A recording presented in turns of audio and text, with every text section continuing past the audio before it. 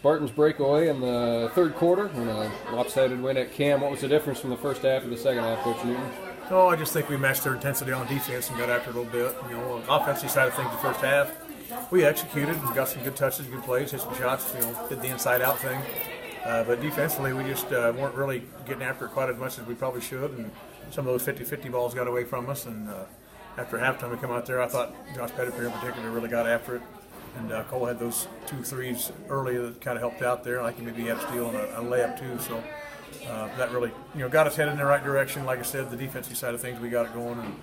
And the way it was, we built the lead up to 20 there, I believe, at one point. And they hit some threes late, which those threes cut it to 16, 15. Where if you only have like a 7-point lead, cuts it down to 4, the crowd gets back into it, a whole different deal. So came out early in the third quarter, I thought, and kind of established some things and got a lead, and that was able to kind of put them a little bit in, I don't know if I call it panic mode, but they kind of had to hurry some things a little bit more than maybe they did in the first half. The 3-point line was definitely where they got most of their points almost all night. Is that kind of a thing where you're just going to live with your percentages? Because in the third quarter they started to miss most of those. Well, I've got to quit looking at quick stats because coming in, one kid was 14% from 3-point range. I know he hit 3, so we kind of had that sort of thing going.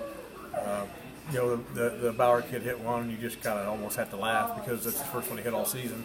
I'm not saying he's not going to hit more, but I know he hit his first one against us. You look at the stats and go, well, this guy probably, we can maybe not guard him out there. Well, then he knocks one down, and then look over here at you like, now what? So, we kind of thought maybe those threes wouldn't fall the whole game long. I don't know what they had, maybe 8 or 10 of them, but that's only 30 points. So if you can't score 30 points to offset that, then I don't know, we'll have to figure something else out, I guess. Well, don't let them outlaw quick stats because this media guys like it, okay?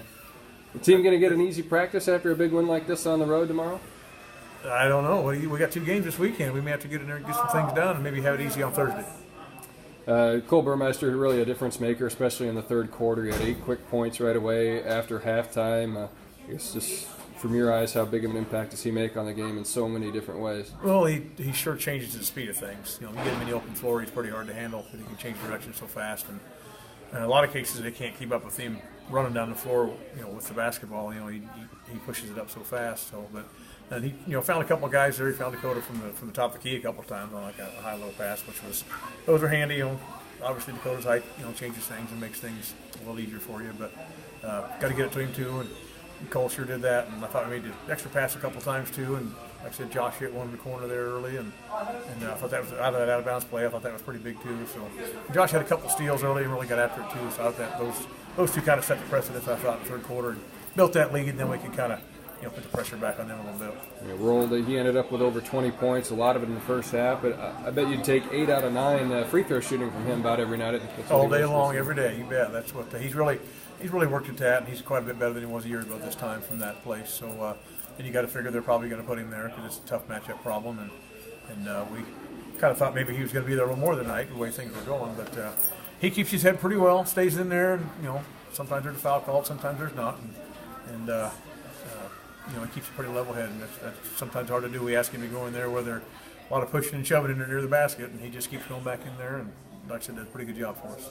You guys got a lot of offensive rebounds. Maybe some of those you'd have rather made the first attempt and not gotten a couple of O boards, but is that kind of a strength of this group to be able to hit the glass? Well, I kind of thought, there were a number of times like we missed 1 or 2 on the break, and, you kind of look at it, at least you got some guys that ran the floor down there to be there with them, to pick up those misses on that. So, you like to have them go in there and mix it up and really get after the ball and rebound it and such. And, usually those second chance baskets go up, and you at least either they're a high percentage or you end up at the free throw line. So, there's a couple of cases I know we got the foul line on there, and their fouls kind of build up on them a little bit, which we were in the bonus pretty early in both halves, which that's always a good thing. All right, appreciate it, Coach. Thanks.